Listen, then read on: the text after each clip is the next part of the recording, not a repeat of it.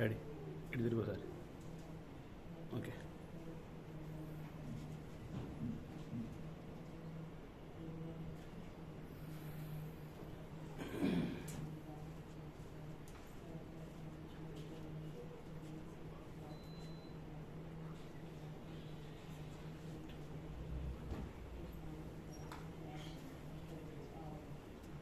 చూడండి.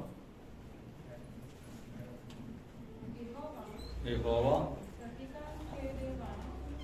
ప్రతీకారము చేయు దేవా, ప్రతీకారము చేయు దేవా, ప్రకాశింపుము. భూలోక న్యాయాధిపతి లెమ్ము, గర్విష్ఠులకు ప్రతిఫలము ఇమ్ము.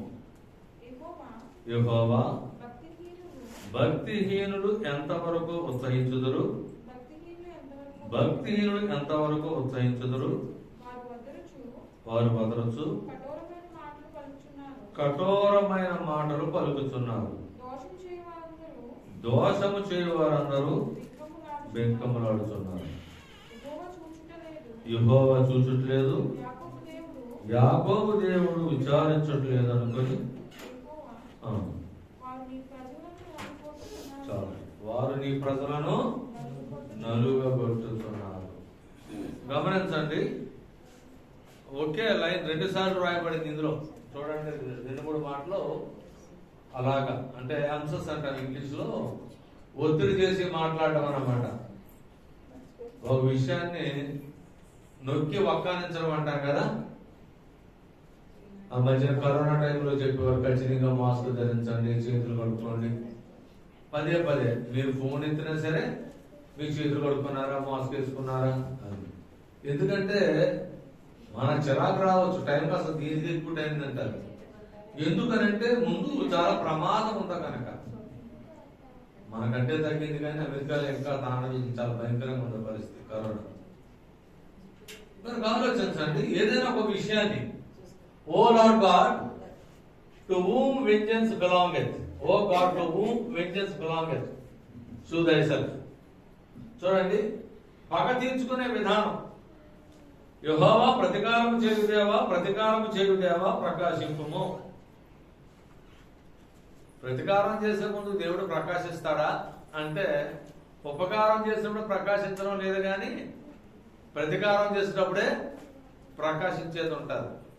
హిందూ శాస్త్రంలో కూడా మీరు చూస్తే కొన్ని చోట్ల భక్తిలో నరసింహమూర్తి ఏం చేసేవాడు, చీల్చేసేవాడు. తెలుసు కదా మీకు. స్తంభాల నుంచి రావడం, ఎమర్జెన్సీగా అర్జెంట్కి వచ్చి మీద పడిపోవడం. మిగతా దేవుళ్ళు వేరు, మిగతా వాళ్ళు శాశ్వతం వేసుకుని అలా ఉసూరు మీద పక్కన అమ్మాయినట్టు కూలుతుంటారు. ఇది అలా కాదండి. నరసింహమూర్తి లేకపోతే శివుడు. శివుడు ఎక్కడ ఉంటాడు? శవాలు కాలుతుంటా శ్మశానం మధ్యలో ఉంటాడు కదా. చక్కగా ఉంటుందా? కూల్ బ్రీజ్ అనుకుంటున్నారా? అంటే ప్రతీకారం చేసే దేవుడు ఆ లక్షణాలు. అందుకని కొంతమంది అఘోరాలుగా తయారవుతుంటారు. అంటే శివార్పణం అంటారు, శివుడు అవతారం అన్నమాట. ఇంకా శుద్ధి శుభ్రం ఏముండదు. కాయగూరలు తినక్కలే, చచ్చిన మనుషులనే తింటాడు, పుల్లినే తింటాడు. మనకేమైనా తింటే వెంటనే మనకి బ్యాక్టీరియా ఇన్ఫెక్ట్ అయిపోయేటట్టు అయిపోద్ది. ఆడికి ఏ వైరస్ రాదు. వాళ్ళకి ఎవరికే కాశీలో ఇది రాలేదంట. ఏది కరోనా తెలుసా? మీరు చదివారా?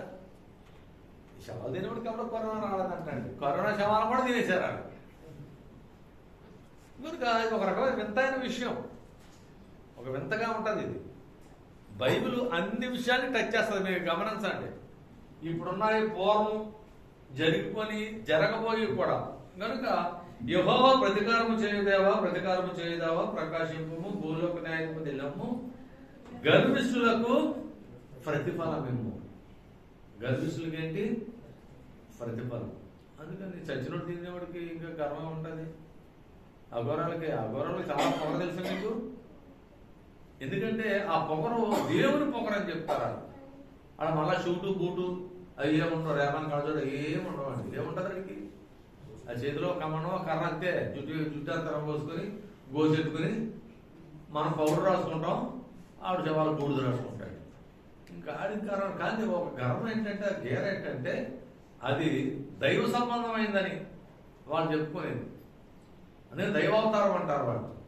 ఇక్కడ ఏంటంటే భూలోక న్యాయాధిపతి లెమ్ము గరుషులకు ప్రతిఫలమేమో యెహోవా భక్తిహీనులు ఎంతవరకు ప్రోత్సహించుతున్నారు. దేశంలో భక్తి పనులేమో ఎడుతో కూర్చున్నారు, భక్తిహీనులేమో ప్రోత్సహిస్తున్నారు. కానీ ఇక్కడ చెప్పింది ఎంతవరకు, హౌ లాంగ్, ఎంతవరకు అంటే ఏదో రోజు ఆగిపోయేది ఉంది, ఏదో ఒక రోజున ఆగిపోయేది ఉందండి. మనం ఏంటంటే భక్తిహీనంగా గర్వంగా తిరిగితే, గర్వంగా మాట్లాడితే, ఆడెంత ఈడెంత నువ్వెంత కొంతమంది నోరికి తీతే మామూలుగా ఆలోచించలేదు. అలాగనుకుంటే దేవుడు కాస్తంత కన్ను ఎర్ర చేస్తే మన జనరల్గా విషయాలన్నీ తెలియకుండా మాట్లాడేస్తుంటామండి. ప్రతి ఒక్కరి గురించి కూడా, ఎవరి గురించి కూడా మనం ఎవరిని చెడ్డగా అంటానికి లేదు, చెడ్డగా ఆలోచించడానికి లేదు. సాధ్యమైతే సరి చేయడానికి ట్రై చేయాలి తప్ప. కానీ కొంత అలా కాదండి. అలాగే నేను చాలా మందిని చూశాను, సెల్ఫ్ పోస్టింగ్ అంటాం. ఇక్కడ కూడా మాట ఉందా? ఎక్కడ చదివినట్టున్నాను నేను.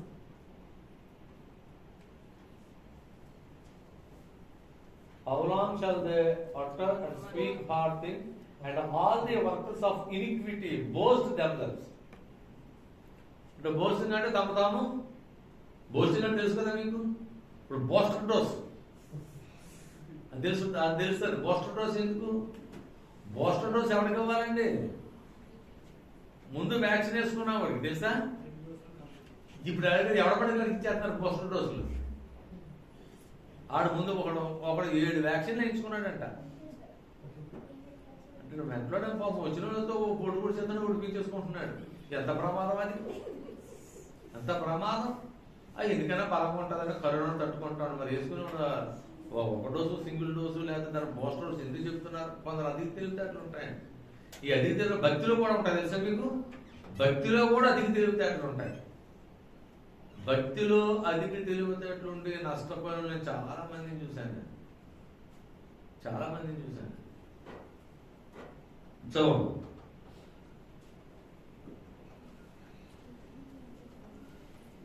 ఇటు అంతా నేను చదివేసాను చూస్తున్నారా? భక్తిహీనులు ఎంతవరకు ప్రోత్సహించుతారు? భక్తిహీనులు ఎంతవరకు ప్రోత్సహించుతారు? వారు వదరుచు కఠోరమైన మాటలు పలుకుచున్నారు. వారు వదరొచ్చు, వదరబోతులు. వదరబోతులు అంటే పొగరబోతు కాదు. పొగరబోతు వేరు, వదరబోతు అంటే ఎవరండి? వదరచు అంటే ఏంటి? ఆడి నోటికి అద్దు పొద్దులు విన్నారా మీరు ఎప్పుడన్నా? నోటికి వచ్చినట్టు మాట్లాడాడు అనమాట. ఆడు నోటికి వచ్చినట్టు మాట్లాడాడు. వదరొచ్చు. దోషం చేయవారందరూ అది నువ్వు వదరుతున్నావంటే, నోటుకు వచ్చినట్టు మాట్లాడుతున్నావంటే ఏంటో తెలుసా? దోషము చేయవారే. అందుకని కీర్తనలో మోషే గురించి, మోషే కాని మాట అని చదివా ఎప్పుడన్నా కీర్తనలో? చూడండి ఎక్కడన్నా ఎన్నో కీర్తన అది? మోషే కాని మాట నేను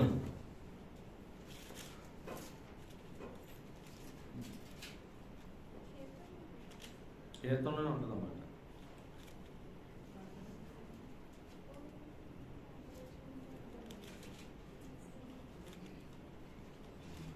చూడండి దొరుకుతుంది, ఏం లేకపోతే లేదు, ఇప్పుడు దొరుకుతుంది.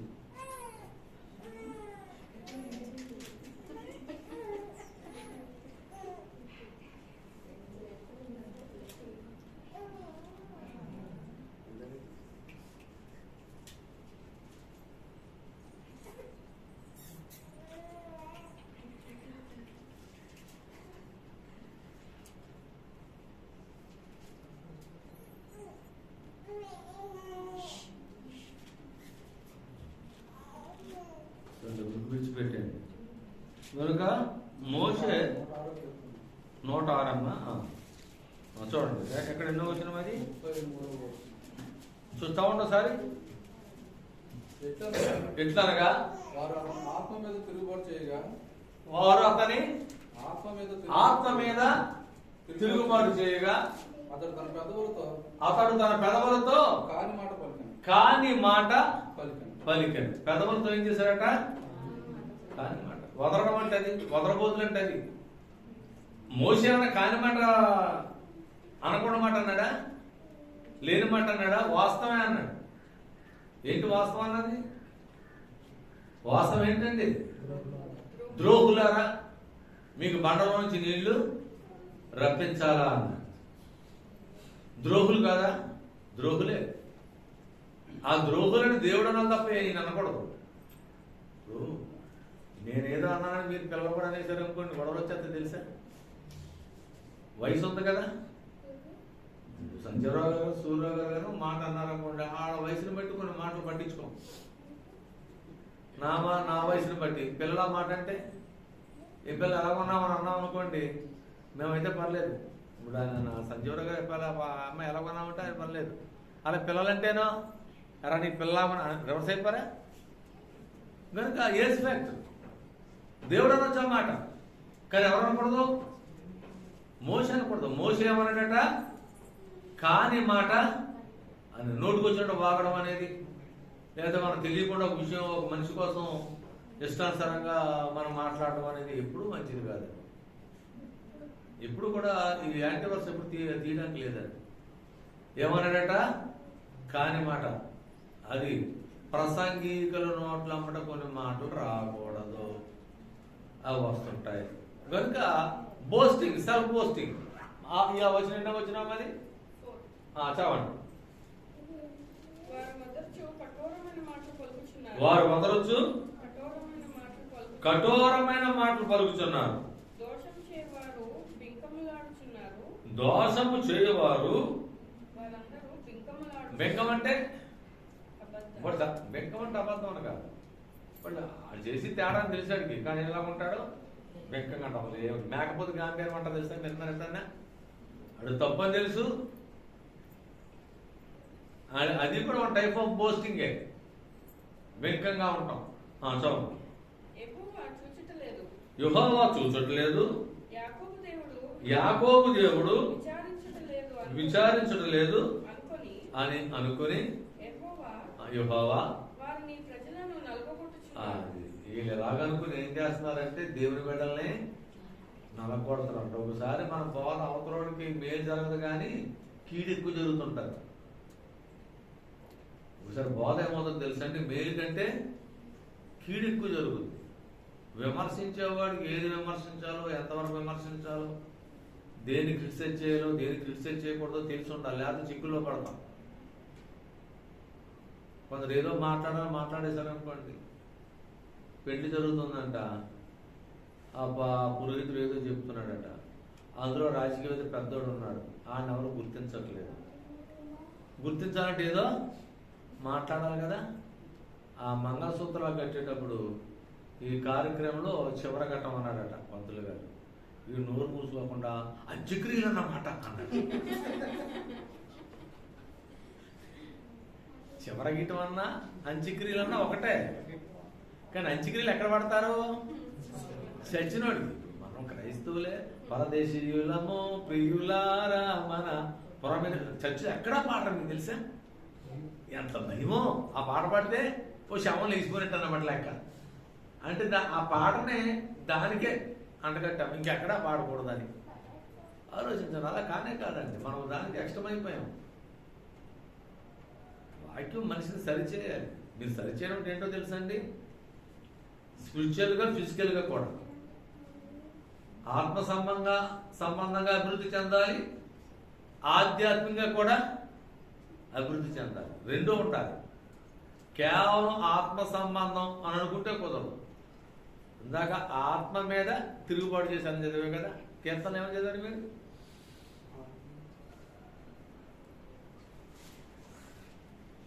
కీర్తనలు ఏం చదివామ్మా?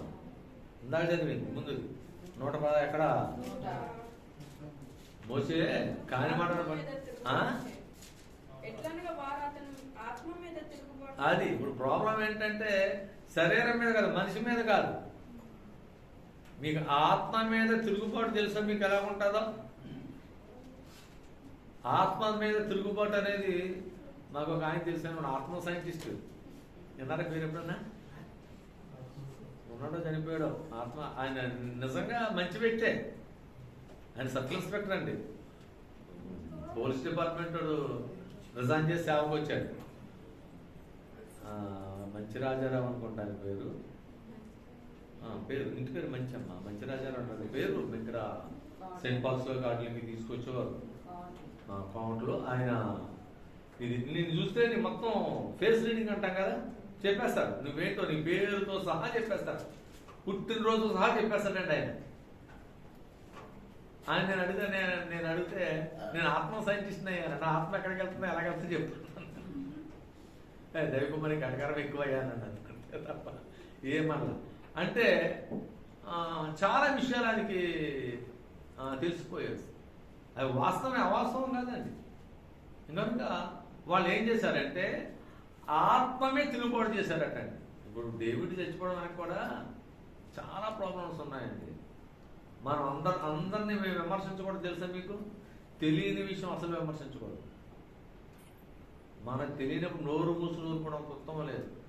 డేవిడ్ కొన్ని చోట్ల తొందరపడి మాట్లాడేసేవాడు. నేను చాలాసార్లు తప్పుడు నేను మాట్లాడతాను, నువ్వు మాట్లాడితే ఒక విషయాన్ని పూర్తిగా తెలియకుండా మాట్లాడితే అది మనకు లేనిపోయిన సమస్య. ఒకసారి నిలదీస్తారు సార్, డేవిడ్ నాకు నిలదీశారు. నేను చెప్పేది ఎంతవరకు కరెక్ట్. అవతల వచ్చి రంజిత్ తొప్పిల కోసం మీద అంటే వాళ్ళు వచ్చి అతను కామెంట్ చేసి పెద్ద గొడవ చేసేసారండి డేవిడ్ మీద. మీకు ఎందుకే ఎటువంటి మనకు అనవసరం కదా. కొన్ని విషయాలు మనం మాట్లాడకూడదు. పర్యవసానం ఏమైందో తెలుసా అండి? ఏమన్నా అటువంటివి పనిచేస్తాయంటారా? బోసు పనిచేస్తాయా? ఎందుకంటే దావీదు మీద విషపు చూపు నిలిపాడట. ఎవరండి? సౌలు. విషపు చూపు అంటే తెలుసు కదండి. అంతవరకు మనం ఎందుకు తెచ్చుకోవాలి? మీరు ఎప్పుడు కూడా మనం శత్రువులు క్రియేట్ చేసుకోవాలా? బైబిల్లో శత్రువులు మిత్రులుగా చేసుకోమనం, శత్రువులు తయారు చేసుకోకూడదు. ఎప్పుడు మనం ఏం చేస్తుంటాం, అప్పుడప్పుడు తొందరపాటును బట్టి శత్రువులు తయారు చేసేసుకుంటుంటాం. నాకు ఉందా లక్షణం, కానీ నేను అలా చేసుకోవాలి. నేను ఏంటంటే వాక్యం పెట్టి మాట్లాడుతున్న గొడవలు వస్తాయి. నువ్వు వాక్యాన్ని వాస్తవంగా మాట్లాడితే చాలా సమస్యలు వస్తాయి. అంతవరకు ఓకే. రోజు భయ్య అన్నాడు కదా 400 మంది ఉంది. ఇప్పుడు నేను ఎక్కడికైనా తీసుకెళ్ళాను అనుకోండి, మరి 400 సంఘం అంటే నేను భయపడతాను, 40 కన్నా తగ్గిపోతానేమో. ఎందుకంటే సంఘం అలా పెరుగుద్ది. 65 లక్షల సంఘం అంటే మోసే కాదు. 6 లక్షల కాల్బలం ఉన్న బైబిల్లో 65 లక్షల మందికి ఎంతమంది మిగిలేరు? ఎందుకే మరి మిగతా వాళ్ళందరూ ఆలోచించండి. మిగతా వాళ్ళందరూ చెత్త అంత పోగేసుకుంటే ఉపయోగం. నేను క్రైస్తవ సంఘాలన్నీ చెత్తను పోగేసుకుంటున్నానండి. ఆ చెత్తలో మనం కూడా చెత్తలో కొట్టుకుపోకూడదు. అప్పుడు లారీలు వెళ్తున్నాయి అనుకోండి, మన బండి స్పీడ్గా నడుపుతారు కదా పిల్లలు, స్పీడ్గా బండి వెళ్ళిపోతున్నాం అనుకోండి, ఆ తుక్కు రోడ్లో చెత్త రోడ్లో వెళ్ళిపోతే ఏముంటుంది? చెత్త అంతా వెనకాల వచ్చేస్తుంటది.